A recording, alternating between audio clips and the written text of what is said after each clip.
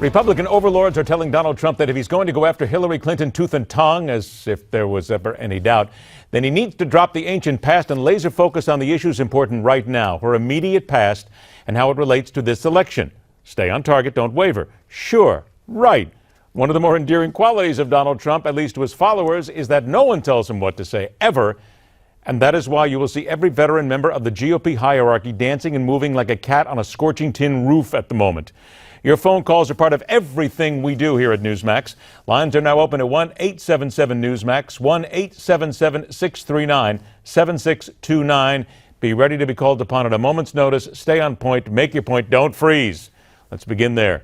Let's head around the dial. Stop on 77 WABC Radio in New York, still heard up and down the East Coast on a good day and a clear night.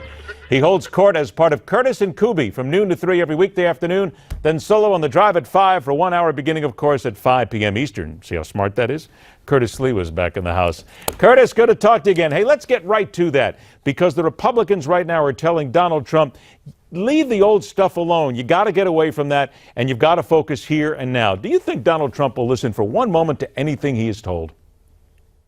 I don't think Donald Trump, if his mother were resurrected or his father Fred were resurrected, would listen to them. It's an I and me world, and it's gotten him to this point. So why should he listen to the traditional country club Republicans like Mitch McConnell, who looks like he's been hitting a little bit of that Kentucky bourbon, mumbles over there, or any of the other guys whose time has passed? They don't seem to get it. Now, Trump has hit the vein of the anger of the blue-collar working class, but he's got to depersonalize. So this whole Trump University case, he should have settled a month of Sundays ago. He should have sweetened up every one of the people suing him and made it so that they would never complain in a month of Sundays, instead of this personal thing between him and the judge, which is just going to saddle him and the rest of the campaign. It's time to move on, and I don't mean moveon.org. Well, let's put it this way then. This whole Trump University case, there are people saying that this is his Waterloo. This is what the left will hang it on. They will stick with that racism charge, and that will make the biggest impact on him from now until November. You go for that?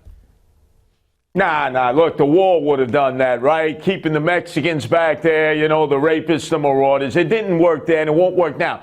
Why this will be a burden to Trump is that you're going to have people that we've never seen before. I mean, we've seen Kathleen Wiley, we've seen Juanita Broderick, and he can take them out on the stage, and we know all about the fact that Bill Clinton had no control of his libido, and obviously Hillary was enabling him. But we heard that story. We're going to hear a new story, particularly of older people who may have been ripped off, or at least thought they got ripped off, and it may only be 1%. The other 99% may have been satisfied with what they got out of Trump University.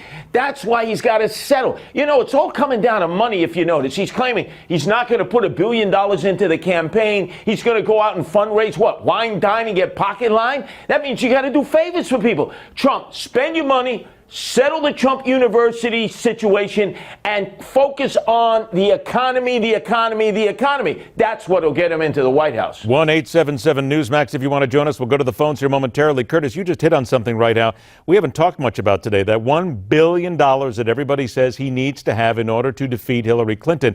He first said, well, I wouldn't have a problem raising it. Now he says, I don't need to raise it. His point is that he gets a lot of free media right now, so why should he use it? Do you get the sense, though, that after this whole issue with Trump University and with the judge and everything, some of the media seems to be pulling back? He may not get all that freebie stuff anymore. It's not even that. He could be on Newsmax every day. He can be on Fox every day, MSNBC every day, CNN every day. It's the same people watching. It's like the people who go to a diner and ask for turkey and match. They're political apparatchiks. They love politics. You got to go to the networks that'll have on programs like, hillbilly hand fishing, three-eyed cousin fornicators in their trailer parks in the middle of nowhere America, who are not into politics but suddenly get into the groove a few weeks before it's time to go vote. And you got to do massive advertising right across the board. So whether it's ESPN, whether it's a car show, whether it's the Armenian Heritage Channel, blanket coverage. And they're not going to give it to you for free. You got to buy pre-recorded advertisement spots that hit the mark. And this is what Trump doesn't seem to get yet, but he's got plenty of time to catch up on the curve. I just want to make sure here, because of what you said, I would bet that you never owned one of those talking bass that was on the plaque on the side of the wall, right? You never owned one of those, right? No, but I was into chia pets. Since I was losing my hair on the top of my medulla and cerebellum, I figured the motivation would watch a chia pet grow each and every day, and maybe the hair would grow on my head. That's why I'm still wearing the red beret, you Weisenheimer. I just wanted to check. Weisenheimer, thank you very much. That's good. Now I'm right back in Greenwich Village again. 1-877-Newsmax. Bobby from Mason City, Iowa. You believe it's a mistake for Obama to endorse Hillary. Why? Yes, I do, because I think that the situation is Bernie says a contested convention, which is going to go to Philadelphia. No, that's where the original courthouse was during the Articles of Confederation, where signed that bill later overturned because Bernie wants to get back to the Constitution. He wants to audit the Federal Reserve because you have a lot of these special interest groups like the IRS, the credit card companies. Gas is going up. Basically, our prices are fluctuating. Our prices are going up and down. Okay. NAFTA. We got it. You made your point. I've only got to move on here. Bobby, thanks a lot. Here's something else, though, Curtis. When we talk about Barack Obama endorsing Hillary Clinton, what's he got to lose? What does he care? Oh, forget Barack. This is about Bernie the Altacaca Sanders. There He you folded today. With country Uncle Joe Biden and Obama, he made nice to Hillary. He's going to go back to Vermont, right, have a little Ben and Jerry's, smoke a fatty with the missus. But it's his troops, his millennials, his hipsters. They're idealistic. They want to hit the barricades like in Les Mis. They want to throw the PBR, Pabst Blue Ribbon, Molotov cocktails. They want to take down Clinton and Lloyd Blankfein and obviously Goldmine Sachs. If he embraces Hillary, Miss Goldmine Sachs, they're going to say hypocrisy, and they're not going to come out for Hillary, and they're going to stay at home, and they're not going to vote. Okay, now there's a good point, because I want everybody to hear this, because here's a soundbite of that. Because after meeting with President Obama, Bernie Sanders, he talked to the media on his plans for the election going forward, and of course he did mention Secretary Clinton. Here's what he said. I spoke briefly to Secretary Clinton on Tuesday night. And I congratulated her on her very strong campaign. I look forward to meeting with her in the near future to see how we can work together to defeat Donald Trump and to create a government which represents all of us. All right, so there you go. Bernie Sanders says we're going to get behind Secretary Clinton. But what about his people who seem like this is an angry bunch of people behind Bernie right now? Yeah, and he was angry like 48 hours ago. Now all of a sudden they did a lobotomy on him, and he's like a zombie. Zombie for Clintonista. Zombie for Clintonistas. No.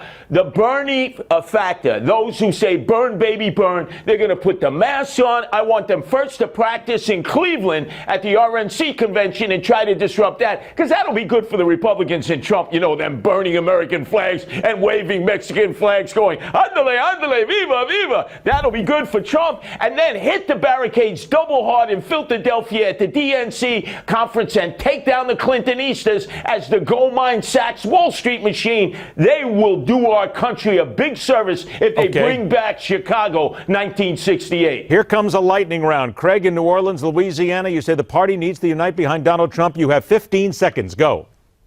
Oh, yes, absolutely, 100%. I believe that, if we get behind him, I believe he's the best guy. In fact, I'll even go as far as to say I believe Donald Trump, especially for my generation, but really for everyone, he's the most qualified. He's got great ideas. Okay, there you go. That's your 15 seconds, Craig. I got to move on. Mike from Smyrna, Tennessee, you say Donald Trump needs to expose Hillary Clinton. 15 seconds. Go. Yes, he sure does. And if he does, he can be elected. And also the Republican Party has never supported him, but the people of America do support him. I made my mind up a long time ago. I'm voting for There you Donald go. Trump. Curtis, 10 seconds. Where does Donald Trump need to start his attack on Hillary Clinton? He needs to start El Rapido, focus on the economy, jobs creation, and the fact that she's outsourcing this to Bill out of my control, Labibo Clinton. Hide the interns! Hide the interns! Hide the interns! Clinton is coming! Very nice. I like that. We'll have to get you like a little stage next time to do all that, because with two Weisenheimers together, we're in big trouble.